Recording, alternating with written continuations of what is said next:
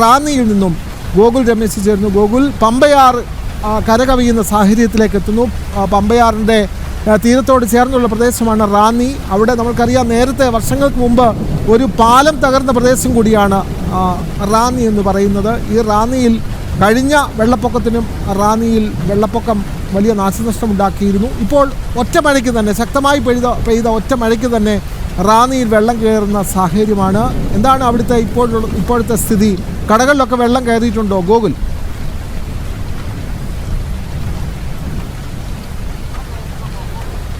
വിനോദ് സൂചിപ്പിച്ചതുപോലെ തന്നെ റാന്നിയിലാണ് പത്തനംതിട്ട ജില്ലയിൽ ഏറ്റവും കൂടുതൽ ഈ മഴ മൂലം നാശനഷ്ടങ്ങൾ ഉണ്ടായിരിക്കുന്നത്. അല്പസമയം മുമ്പ് നമ്മളോട് പത്തനംതിട്ട ജില്ലാ കളക്ടറെ നിസാമുദ്ദീൻ പ്രതികരിക്കുകയുണ്ടായി. അദ്ദേഹം നൽകിയിട്ടുള്ള ചില നിർണായകമായിട്ടുള്ള വിവരങ്ങൾ കൂടിയുണ്ട്, അത് പങ്കുവയ്ക്കുകയാണ്. അതായത് അല്പസമയം മുമ്പ് 2 ഉരുൾപൊട്ടൽ കൂടി ജില്ലയിൽ റിപ്പോർട്ട് ചെയ്തിരിക്കുന്നു. അത് കോന്നി, അതോടൊപ്പം തന്നെ ചിറ്റാർ മേഖലകളിലാണ് 2 ഉരുൾപൊട്ടൽ ഉണ്ടായിരിക്കുന്നത്. അത് രണ്ടും ഉൾവനത്തിനുള്ളിലാണ് ഉണ്ടായിരിക്കുന്നത്. മറ്റ് ആളപായങ്ങളൊന്നും ഉണ്ടായിട്ടില്ല, ആശങ്കാജനകമായിട്ടുള്ളൊരു സാഹചര്യങ്ങളില്ല. അവിടേക്ക് കൃത്യമായിട്ട് ഈ സർക്കാരിൻ്റെ അധികൃതർ അവിടെ വേണ്ട നടപടികൾ കൃത്യമായിട്ട് ചെയ്യുന്നുണ്ട് എന്നുള്ളതാണ് ജില്ലാ കളക്ടർ ഔദ്യോഗികമായിട്ട് അറിയിച്ചിരിക്കുന്നത്. ഒരു 12ഓളം ആളുകൾ അവിടെ കുടുങ്ങിക്കിടക്കുന്നുണ്ട്. അവരെ അവിടെ നിന്ന് മാറ്റിപ്പാർപ്പിക്കേണ്ടതായിട്ടുള്ള സാഹചര്യമില്ല. അവർക്ക് ഭക്ഷണം എത്തിക്കുന്നത് അടക്കമുള്ള കാര്യങ്ങൾ ഇപ്പോൾ തഹസീൽദാർ അടക്കമുള്ള സർക്കാർ ഉദ്യോഗസ്ഥരുടെ ഭാഗത്ത് നിന്നും നടക്കുന്നുണ്ട് എന്നുള്ളതാണ് ജില്ലാ കളക്ടർ ഔദ്യോഗികമായിട്ട് അറിയിച്ചിരിക്കുന്നത്. അതോടൊപ്പം തന്നെ രാവിലെ ഉരുൾപൊട്ടൽ ഉണ്ടായി എന്ന് പറയുന്ന തണ്ണിത്തോട് ഭാഗത്തുണ്ടായത് ഉരുൾപൊട്ടലായിരുന്നില്ല എന്നും കളക്ടർ സ്ഥിരീകരിച്ചിട്ടുണ്ട്. അതായത് അവിടെ ഉണ്ടായത് ഒരു മണ്ണിടിച്ചിൽ മാത്രമാണ് എന്നുള്ള കാര്യം പറയുന്നു. അതല്ലാതെ ഇപ്പോൾ അല്പസമയം മുമ്പാണ് കോന്നി, ചിറ്റാർ എന്നീ ഭാഗങ്ങളിൽ ചെറിയ ഉരുൾപൊട്ടൽ ഉണ്ടായിരിക്കുന്നതായിട്ട് ജില്ലാ കളക്ടർ തന്നെ ഔദ്യോഗികമായിട്ട് സ്ഥിരീകരിച്ചിരിക്കുന്നത്. ഒപ്പം ജില്ലയിൽ എല്ലാ മേഖലയിലും എല്ലാ താലൂക്കുകളിലും ദുരിതാശ്വാസ ക്യാമ്പുകൾ ഇതിനോടകം തന്നെ തുറന്ന് പ്രവർത്തനം ആരംഭിച്ചിട്ടുണ്ട്. ഒപ്പം ഇവിടെയുള്ള വെള്ളമൊക്കെ ഒഴുകി എത്തേണ്ടത് പമ്പാ നദിയിലേക്കൊക്കെയാണ്. അതുകൊണ്ട് തന്നെ ആറന്മുള ഭാഗത്ത് ഇനി ഒരു വെള്ളപ്പൊക്കം പ്രതീക്ഷിക്കുന്നുണ്ട്. അത് മുന്നിൽ കണ്ടുകൊണ്ടുള്ള നടപടികൾ, അവിടെ നിന്നും ഇവാക്വേഷൻ അടക്കമുള്ള കാര്യങ്ങൾ ചെയ്തു തുടങ്ങിയിട്ടുണ്ട് എന്നുള്ളതാണ് കളക്ടർ അറിയിച്ചിരിക്കുന്നത്. ഒപ്പം ആറന്മുള ക്ഷേത്രവുമായി ബന്ധപ്പെട്ട ചില ചടങ്ങുകളിൽ നിയന്ത്രണം ഏർപ്പെടുത്തിയിരിക്കുന്നു. പ്രത്യേകിച്ച് വള്ളസദ്യകൾ നടന്നുകൊണ്ടിരിക്കുന്ന ഒരു കാലഘട്ടമാണ്, അല്ലെങ്കിൽ ഒരു സമയമാണ്. അതുകൊണ്ട് തന്നെ ഇന്നത്തെ വള്ളസദ്യക്ക് ചെറിയ നിയന്ത്രണം ഏർപ്പെടുത്തിയിരിക്കുന്നു. ചടങ്ങ് മാത്രമായിട്ടായിരിക്കും ഇന്നത്തെ വള്ളസദ്യ നടത്തുന്നുണ്ടാവുക. വരുന്ന ദിവസങ്ങളിൽ സാഹചര്യം അനുസരിച്ച് പരിശോധിച്ചത് നടപടി കൈക്കൊള്ളുമെന്നുള്ളതാണ് കളക്ടർ അറിയിച്ചിരിക്കുന്നത്. ഒപ്പം അടുത്ത ദിവസം നിറപുത്തരി ചടങ്ങ് കൂടി നടക്കാനിരിക്കുന്നുണ്ട്. അതുമായി ബന്ധപ്പെട്ട് എന്ത് തീരുമാനം എടുക്കണമെന്നുള്ളതുമായി ബന്ധപ്പെട്ട ചർച്ചകൾ ഇപ്പോൾ നടക്കുകയാണ് എന്നുള്ളതാണ് പത്തനംതിട്ട ജില്ലാ കളക്ടർ നിസാമുദ്ദീൻ ഔദ്യോഗികമായിട്ട് അറിയിച്ചിരിക്കുന്നത്. അദ്ദേഹം തന്നെ പറയുന്നു, മറ്റ് കാഷ്വാലിറ്റികൾ, അതായത് ആളുകൾക്ക് പരിക്കോ അല്ലെങ്കിൽ മറ്റ് ജീവൻ നഷ്ടപ്പെടുന്ന സംഭവ സാഹചര്യമൊന്നും തന്നെ ജില്ലയിൽ ഇതുവരെ റിപ്പോർട്ട് ചെയ്തിട്ടില്ല. എങ്കിൽ പോലും ഈ രീതിയിലുള്ള ചില സംഭവങ്ങൾ, വെള്ളം കയറുന്നതടക്കമുള്ള ബുദ്ധിമുട്ടുകൾ മാത്രമാണ് ഉണ്ടായിട്ടുള്ളത്. ഒപ്പം ഈ റാന്നി മേഖലയിൽ പല ഭാഗങ്ങളിലും ആളുകൾ കുടുങ്ങിക്കിടക്കുന്നുണ്ട്. അവരെ എത്തിക്കുന്നതിന് വേണ്ടിയിട്ട്, അവരെ രക്ഷപ്പെടുത്തുന്നതിന് വേണ്ടിയിട്ട് NDRFൻ്റെയും ഫയർഫോഴ്സിൻ്റെയും ഒക്കെ ദ്രുതകർമ്മസേനയുടെയും ഒക്കെ സേനാംഗങ്ങൾ കൃത്യമായിട്ട് പ്രവർത്തിക്കുന്നുണ്ട്. അവരെ ഏർപ്പെടുത്തിയിട്ടുണ്ട്. രാവിലെ മുതൽ തന്നെ രക്ഷാപ്രവർത്തനം നടന്നു വന്നുകൊണ്ടിരിക്കുകയാണ് എന്നുള്ളതാണ് ജില്ലാ കളക്ടർ അറിയിച്ചിരിക്കുന്നത്. എന്തായാലും മറ്റു പല ഭാഗങ്ങളിൽ ജില്ലയിൽ ഈ വെള്ളക്കെട്ട് രൂക്ഷമായിട്ടുണ്ട്. പ്രത്യേകിച്ച് പ്രധാന പാതകളിലടക്കം. നമ്മളിപ്പോൾ നിൽക്കുന്നത് റാന്നിയിലാണ്. പുനലൂർ മൂവാറ്റുപുഴ ഹൈവേ റോഡാണ് ഈ കാണുന്ന രീതിയിൽ പൂർണ്ണമായിട്ടും വെള്ളം കയറി ഗതാഗതം തടസ്സപ്പെട്ടിരിക്കുന്നത്. ഒപ്പം മറ്റു പല ഭാഗങ്ങളിൽ, കോട്ടാങ്ങൽ പോലെയുള്ള ഭാഗങ്ങളിലും വെള്ളക്കെട്ട് ഉണ്ടായിട്ടുണ്ട്. വെള്ളം അവിടെ കോട്ടാങ്ങലിൽ നിന്നും ഇറങ്ങി തുടങ്ങിയിട്ടുണ്ട് എന്നുള്ളൊരു ആശ്വാസകരമായിട്ടുള്ളൊരു വാർത്ത കൂടി ഈ ഘട്ടത്തിൽ പുറത്തു വരുന്നുണ്ട്. എന്തായാലും ഈ ഇറങ്ങുന്ന വെള്ളം, ഈ റാന്നി ഭാഗങ്ങളിൽ നിന്നും കോന്നി ഭാഗത്തു നിന്നൊക്കെ ഇറങ്ങുന്ന വെള്ളം ഇനി ഒഴുകിയെത്തുന്നത് ഈ നദികളിലൂടെ, പമ്പാ നദിയുടെ ഒക്കെ ഒഴുകിയെത്തുന്നത് താഴ്ന്ന പ്രദേശങ്ങളായിട്ടുള്ള ആറന്മുള ഭാഗത്തേക്കൊക്കെയാണ്.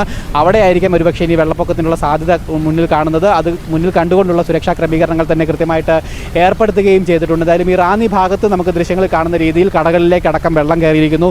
ആ വീടുകളിൽ ഉൾപ്പെടെ വെള്ളം കയറിയിരിക്കുന്ന ഒരു സാഹചര്യമുണ്ട്. ഇപ്പോഴും വീടുകളിൽ ചില ആളുകൾ കുടുങ്ങി കിടക്കുന്നുണ്ട് എന്നുള്ള വിവരങ്ങൾ കൂടി ലഭിക്കുന്നുണ്ട്. അവരെയൊക്കെ ബോട്ടുകളിൽ പോയി രക്ഷിച്ച് ഇവിടെ എത്തിക്കുന്നുണ്ട്. ഇട്ടിയപ്പാറ ഭാഗത്താണ് കൂടുതൽ വെള്ളക്കെട്ട് ഇപ്പോൾ നമുക്ക് അനുഭവപ്പെടുന്നത്. എന്തായാലും ആളുകളെയൊക്കെ പൂർണ്ണമായിട്ടും അവിടെ നിന്ന് മാറ്റുന്നതിന് വേണ്ടിയിട്ടുള്ള കാര്യങ്ങൾ മുന്നോട്ട് പോകുന്നു. ദുരിതാശ്വാസ ക്യാമ്പുകൾ തുറന്നിട്ടുണ്ട്, കൺട്രോൾ റൂമുകൾ തുറന്നിട്ടുണ്ട്. എന്തെങ്കിലും അപകടകരമായിട്ടുള്ള സാഹചര്യം ഉണ്ടെങ്കിൽ ആളുകൾ കൃത്യമായിട്ട് ബന്ധപ്പെടുവാനായിട്ടുള്ള നിർദ്ദേശം ജനപ്രതിനിധികളും മറ്റ് സർക്കാർ വിഭാഗങ്ങളും ഒക്കെ കൃത്യമായിട്ട് നൽകിക്കൊണ്ടിരിക്കുകയും ചെയ്യുന്നുണ്ട്. അങ്ങനെ എല്ലാ കാര്യങ്ങളിലും കൃത്യമായിട്ട് നടപടികൾ മുന്നോട്ട് പോകുന്നുണ്ട്. അപ്രതീക്ഷിതമായിട്ടുള്ളൊരു മഴയായിരുന്നു ഇന്നലെ രാത്രി ഉണ്ടായത്. കനത്ത മഴയാണ്. ആ മഴയിൽ ഇപ്പോൾ 2 ഉരുൾപൊട്ടലുകളാണ് പത്തനംതിട്ട ജില്ലയിൽ റിപ്പോർട്ട് ചെയ്തിരിക്കുന്നത്. ഒന്ന് കോന്നിയിലും ഒന്ന് ചിറ്റാർ ഭാഗത്തുമാണ്. രണ്ടും ഉണ്ടായിരിക്കുന്നത് ഉൾവനത്തിലാണ്. അതുകൊണ്ട് തന്നെ കാര്യമായിട്ട് അപായങ്ങളൊന്നും തന്നെ സംഭവിച്ചിട്ടില്ല എന്നുള്ളതാണ് ഏറെ ആശ്വാസം. ഒപ്പം നമ്മൾ രാവിലെ പറഞ്ഞതുപോലെ രാവിലെ കൊക്കാത്തോടുണ്ടായത് ഒരു ഉരുൾപൊട്ടലായിരുന്നില്ല, അതൊരു മണ്ണിടിച്ചിലായിരുന്നു എന്നുള്ള കാര്യം ജില്ലാ കളക്ടർ തന്നെ ഔദ്യോഗികമായിട്ട് സ്ഥിരീകരിക്കുകയും ചെയ്തിരിക്കുകയാണ്. എന്തായാലും മറ്റ് ജില്ലകളിലുണ്ടായതുപോലെ ആളപായമൊന്നും പത്തനംതിട്ട ജില്ലയിൽ ഉണ്ടായില്ല എന്നുള്ളതാണ് ഏറെ ആശ്വാസം നൽകുന്ന ഒരു കാര്യം. അതേസമയം തന്നെ ലക്ഷക്കണക്കിന് അല്ലെങ്കിൽ ഒരുപക്ഷെ കോടിക്കണക്കിന് രൂപയുടെ നാശനഷ്ടങ്ങൾ ഉണ്ടായിട്ടുണ്ട് എന്നുള്ള കാര്യം അങ്ങനെ നിൽക്കുകയും ചെയ്യുകയാണ്. പ്രത്യേകിച്ച് ഈ വ്യാപാര സ്ഥാപനങ്ങളിൽ ഉണ്ടായിട്ടുള്ള നാശനഷ്ടങ്ങളാണ്. സ്വർണ്ണക്കടകളും വസ്ത്രശാലകളും അതോടൊപ്പം തന്നെ മറ്റ് പ്രധാനപ്പെട്ട വ്യാപാര സ്ഥാപനങ്ങളിലുമൊക്കെ തന്നെ വെള്ളം കയറി മെഷീനറികളടക്കം നശിച്ചു, സാധന സാമഗ്രികളടക്കം നശിച്ചിട്ടുണ്ട് എന്നുള്ള വിവരങ്ങൾ കൂടി നമുക്ക് ലഭിക്കുന്നു. അങ്ങനെയൊക്കെ കണക്കെടുക്കുമ്പോൾ ലക്ഷക്കണക്കിന് രൂപയുടെ നാശനഷ്ടം സംഭവിച്ചിട്ടുള്ളതായിട്ട് മനസ്സിലാക്കാനായിട്ട് സാധിക്കുന്നു. എന്തായാലും നഷ്ടങ്ങളുടെ കണക്കുകൾ പുറത്തു വരുന്നതേ ഉള്ളൂ. എങ്കിൽ പോലും വ്യാപകമായിട്ടുള്ള നാശനഷ്ടം ഉണ്ടായിട്ടുണ്ട്. ഒപ്പം വീടുകൾ, ഒരു വീട് പൂർണ്ണമായിട്ടും തകർന്നു പോയിട്ടുണ്ട്. അത് മണിയാർ ഡാമിനടുത്തുള്ളൊരു പ്രദേശത്തുള്ള വീടാണ് നശിച്ചത്. ഒരു വീടിന് ഭാഗികമായിട്ടുള്ള നാശനഷ്ടവും സംഭവിച്ചിരിക്കുന്നു എന്നുള്ളതാണ് നമുക്ക് ലഭിക്കുന്ന വിവരങ്ങൾ അനുസരിച്ച് ഇപ്പോൾ പറയുവാനായിട്ട് സാധിക്കുന്നത്. എന്തായാലും മഴ ഇപ്പോൾ ഒന്ന് മാറി നിൽക്കുന്നു എന്നുള്ളതാണ് ഏറെ ആശ്വാസം നൽകുന്ന ഒരു കാര്യം. അതുകൊണ്ട് തന്നെ വെള്ളം ഇറങ്ങി തുടങ്ങിയിട്ടുണ്ട് പല ഭാഗങ്ങളിലും എന്നുള്ളതും ശുഭകരമായിട്ടുള്ളൊരു വാർത്തയായിട്ട് പുറത്തു വരുന്നുണ്ട്. ഇന്നിനി പകൽ മഴ പൂർണ്ണമായിട്ട് മാറി നിൽക്കുകയാണെങ്കിൽ ഒരു ആശങ്ക പൂർണ്ണമായിട്ടും വിട്ടകലും എന്നുള്ള കാര്യത്തിൽ യാതൊരു സംശയമില്ല. അതിനുശേഷം എന്തായാലും ഈ വ്യാപാര സ്ഥാപനങ്ങളിലുള്ള നാശനഷ്ടങ്ങളും അവിടെയുള്ള സാധനങ്ങളിലേക്കുമൊക്കെ തന്നെ പുനഃസ്ഥാപിക്കുന്നതിന് വേണ്ടിയിട്ടുള്ള നടപടികളാണ് ഇനി മുന്നോട്ട് കൊണ്ടുപോകേണ്ടത്. എന്തായാലും കൂടുതൽ ആളുകളെ ദുരിതാശ്വാസ ക്യാമ്പിലേക്ക് അടക്കം മാറ്റി പാർപ്പിച്ചിട്ടുണ്ട്. ആളുകളൊക്കെ ഒരു ഗുരുതരമായിട്ടുള്ള ആശങ്കയിലേക്ക് കാര്യങ്ങൾ എത്തിച്ചേരേണ്ടതില്ല എന്നുള്ളതാണ് ജില്ലാ ഭരണകൂടം ഔദ്യോഗികമായിട്ട് നിർദ്ദേശം നൽകിയിരിക്കുന്നത്. എന്തെങ്കിലും അപകടകരമായിട്ടുള്ള സാഹചര്യം ഉണ്ടാവുകയാണെങ്കിൽ അവരെ ബന്ധപ്പെടുവാനുള്ള നമ്പറുകളും അതോടൊപ്പം തന്നെ ജനപ്രതിനിധികളെയോ പോലീസിനെയോ ഒക്കെ ബന്ധപ്പെടണമെന്നുള്ള നിർദ്ദേശവും കൃത്യമായിട്ട് ആളുകൾക്ക് നൽകി വന്നുകൊണ്ടിരിക്കുകയും ചെയ്യുന്നുണ്ട്.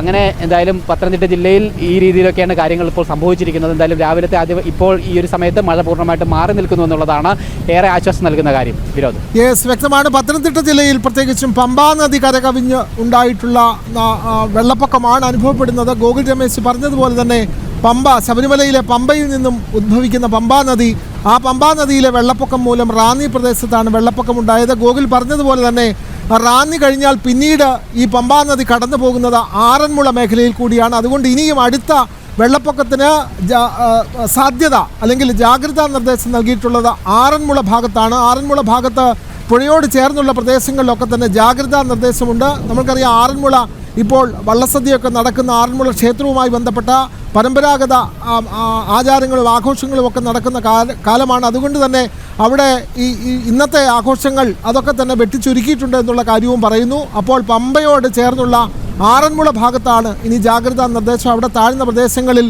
ആളുകളെ മാറ്റി പാർപ്പിക്കുന്ന അടക്കമുള്ള കാര്യങ്ങളിലേക്ക് നീങ്ങും. ആറന്മുള കഴിഞ്ഞാൽ പിന്നീട് പമ്പാ നദി കടന്നു പോകുന്ന ചെങ്ങന്നൂർ ഭാഗമാണ്.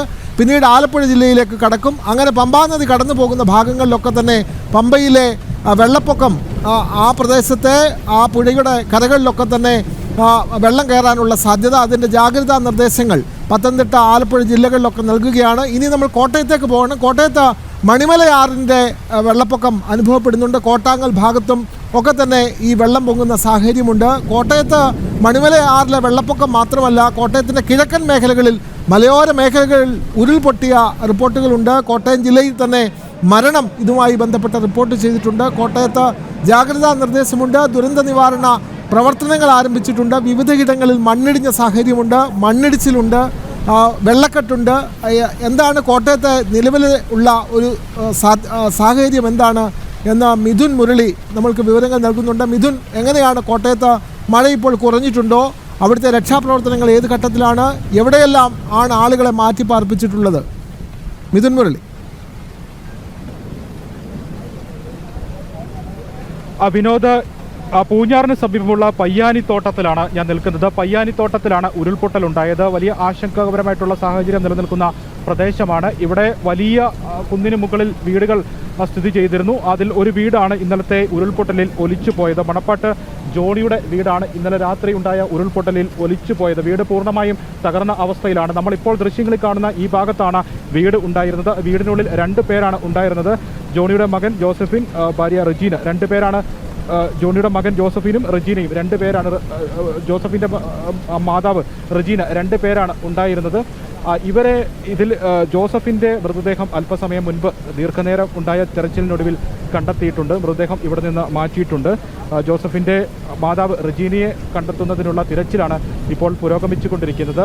ദീർഘനേരമുള്ള തിരച്ചിലാണ്. രാവിലെ മുതൽ തുടങ്ങിയ തിരച്ചിലാണ് ഇവിടെ പ്രദേശത്ത് പുരോഗമിച്ചുകൊണ്ടിരിക്കുന്നത്. ഇപ്പോൾ നമുക്ക് ദൃശ്യങ്ങളിൽ കാണാം 2 മണ്ണുമാന്തി യന്ത്രങ്ങൾ ഉപയോഗിച്ചുകൊണ്ട് ഈ 2 ഭാഗങ്ങളിലായി വ്യാപകമായിട്ടുള്ള തിരച്ചിലാണ് പുരോഗമിച്ചുകൊണ്ടിരിക്കുന്നത്. പൂർണ്ണമായും ഉരുൾപൊട്ടി ആ വീട് പൂർണ്ണമായും തകർന്ന് ഒലിച്ചുപോയ അവസ്ഥയിലാണ്, മണ്ണിനടിയിലേക്ക് പതിച്ചുപോയ അവസ്ഥയിലാണ് ഈ വീട് ഉള്ളത്. ഈ പ്രദേശത്തിൻ്റെ സ്ഥിതിയും അതീവ ദുഷ്കരമാണ്. ഈ പ്രദേശത്ത് രക്ഷാപ്രവർത്തനം അടക്കമുള്ള കാര്യങ്ങൾ ദുഷ്കരമാകുന്ന സാഹചര്യങ്ങളിലേക്കാണ് ഈ പ്രദേശത്തിൻ്റെ ഭൂഘടന ആകെ മാറിയിരിക്കുന്നത്. മണ്ണ് ഒലിച്ചിറങ്ങി ചെളിയിൽ പൂണ്ടുപോകുന്ന സാഹചര്യമാണ്. കാൽപാദങ്ങൾ മണ്ണിലേക്ക് പൂണ്ടുപോകുന്ന അത്രയും ദയനീയമായ, അത്രയും ആശങ്കപ്പെടുത്തുന്ന, അല്ലെങ്കിൽ ഭൂപ്രകൃതി തന്നെ മാറിപ്പോകുന്ന ഒരു സാഹചര്യത്തിലേക്കാണ് ഇവിടുത്തെ മണ്ണ് മാറിയിരിക്കുന്നത്. ഈ ഭൂപ്രകൃതി ആകെ മാറിയിരിക്കുന്നത്, സ്ഥിതിവിശേഷം ആകെ മാറിയിരിക്കുന്നത് എന്നുള്ളതാണ്. നമുക്കിപ്പോൾ ദൃശ്യങ്ങളിൽ കാണാം, മണ്ണ് ഒലിച്ചിറങ്ങി വീട് പൂർണ്ണമായും ഒലിച്ചുപോയി, മണ്ണ് ഭൂമിയിൽ പതിഞ്ഞിരിക്കുന്ന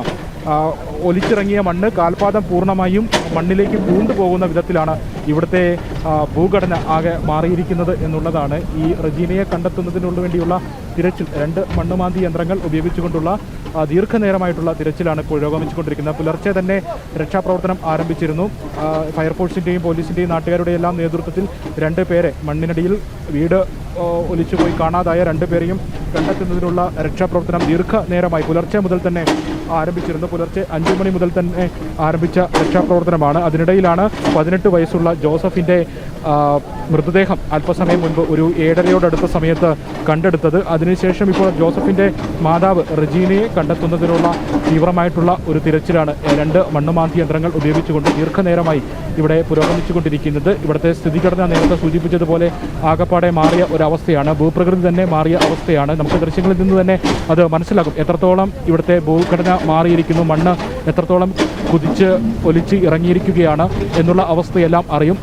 കെട്ടിടം പൂർണ്ണമായും തകർന്ന് മണ്ണിനടിയിലേക്ക് പോയിരിക്കുന്ന സാഹചര്യം, കോൺക്രീറ്റ് പാളി പൂർണ്ണമായും മണ്ണിൽ നിലംപതിച്ച അവസ്ഥയാണ് ഉള്ളത്. അങ്ങനെ രക്ഷാപ്രവർത്തനം തന്നെ തീർത്തും ദുർഘടമായ ഒരു സ്ഥിതിവിശേഷമാണ് ഇവിടെ ഉള്ളത്. അതുകൊണ്ട് തന്നെ ദീർഘനേരമായി ഇവിടെ റജീനയെ കണ്ടെത്തുന്നതിനുള്ള, ഈ വീട്ടിലുണ്ടായിരുന്ന 2 പേരിൽ ഒരാളുടെ മൃതദേഹം ലഭിച്ചു, ഒരാളെ കണ്ടെത്തുന്നതിനുള്ള ദീർഘനേരമായിട്ടുള്ള ഒരു ശ്രമകരമായിട്ടുള്ള ഒരു ദൗത്യം തന്നെയാണ് രക്ഷാപ്രവർത്തകരുടെ, നാട്ടുകാരുടെ, ഫയർഫോഴ്സിൻ്റെ എല്ലാം ഭാഗത്തു നിന്ന് ഉണ്ടായിക്കൊണ്ടിരിക്കുന്നത്. രാത്രിയിൽ അതിശക്തമായ മഴയാണ് ഈ മേഖലയിൽ ഇന്നലെ ഉണ്ടായത്. നിർത്താതെ പെയ്ത മഴയാണ്.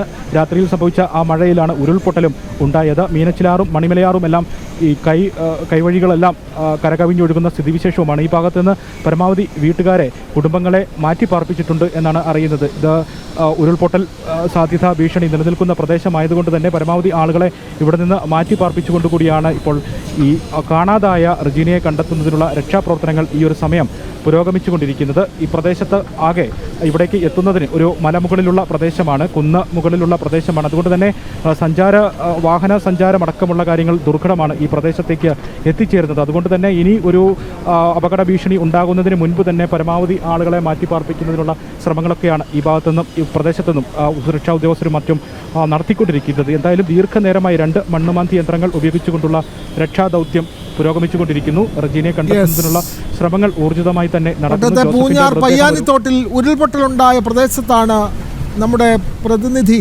മിഥുൻ മുരളി. അവിടെ നിന്നാണ് ആ വാർത്ത റിപ്പോർട്ട് ചെയ്യുന്നത്. മിഥുൻ, സുരക്ഷിതമായി തുടരുക, വാർത്ത കൃത്യസമയത്ത് നൽകുക. ആ മേഖലയിൽ ഇപ്പോഴും ദുരന്ത നിവാരണ പ്രവർത്തനങ്ങൾ, കാണാതായ വീട്ടമ്മയ്ക്ക് വേണ്ടിയുള്ള തെരച്ചിൽ ആ ഭാഗത്ത് നടന്നുകൊണ്ടിരിക്കുകയാണ്. ഇപ്പോഴും മഴ പെയ്യുന്ന സാഹചര്യമുണ്ട്.